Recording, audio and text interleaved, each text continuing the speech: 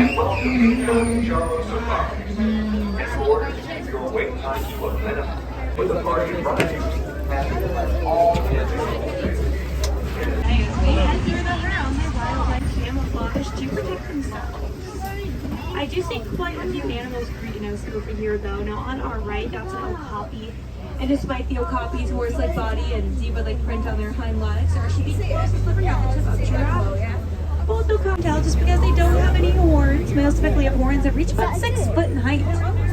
The orangey antelope on our left is a bongo. And there's about 10,000 in the world today. Pelicans get their name from the pink spot that appears on their back. Dangerous. Spot the hippo.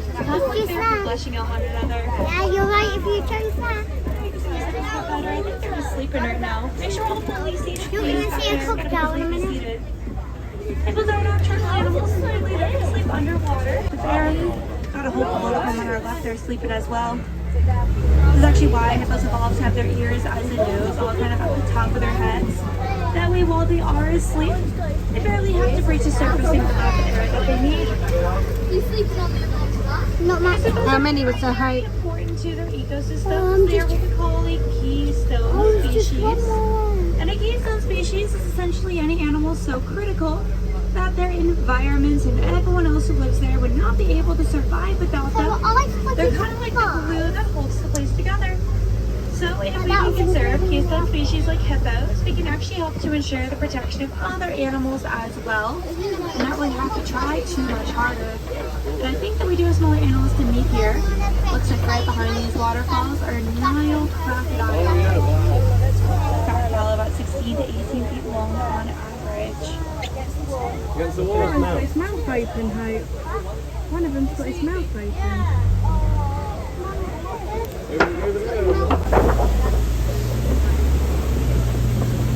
Now those crocodiles are pretty. They're the largest ruminant. They're also going to be the mammals with the highest blood pressure.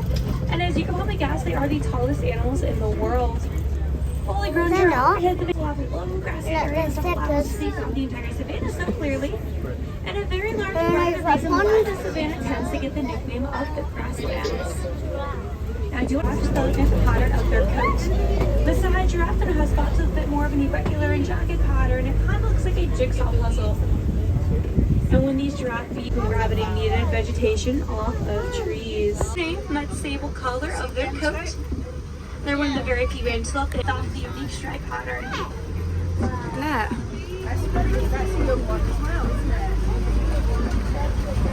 Cute. They're looking for all the plants that they can find to get their food and nutrients. And we have fun finding them. Coming up on our right is an African elephant. They are going to leave the big family groups to either hang out in solitude or occasionally reduce them form smaller bachelor groups of other males. Now the reason that they do this is just because those larger family groups, elephants, tend to live in a matriarch. Hope This smile. means that the females are going to be the ones in charge. The oldest female in the herd will remember information like migration patterns and nearby food and water sources. She'll pass that knowledge down from one great pollinators. And I know you typically don't think of someone as large. The elephant. For those of you that don't know, we did recently welcome a baby elephant out here on the reserve, and we spent quite a while waiting for her. Elephants are pregnant for a little under 2 years. We're so happy to finally have her out here with us. More animals, they get their pink color from their diet. It's very rich in a compound, exfoliator, moisturizer, basically all the one skincare routine for these animals. But having these white rhinos out here on the reserve is so exciting, just because these beautiful creatures are unfortunately often poached for their horns. Nothing has been scientifically proven. What we do know about a rhino's horns is that they're made of keratin. That's just the same material as our hair and fingernails, so nothing too special about that.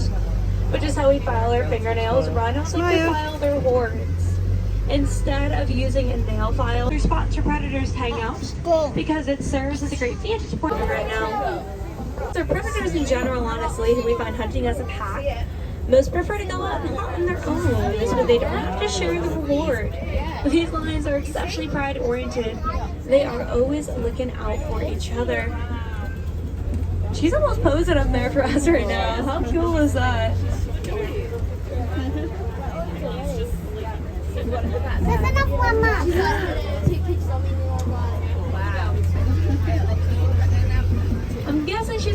sleep here pretty soon, and he's obviously very comfortable. A bit more social than the rhino species tend to be. Also a little larger than the rhinos, weighing in at about 4,000 to 5,000.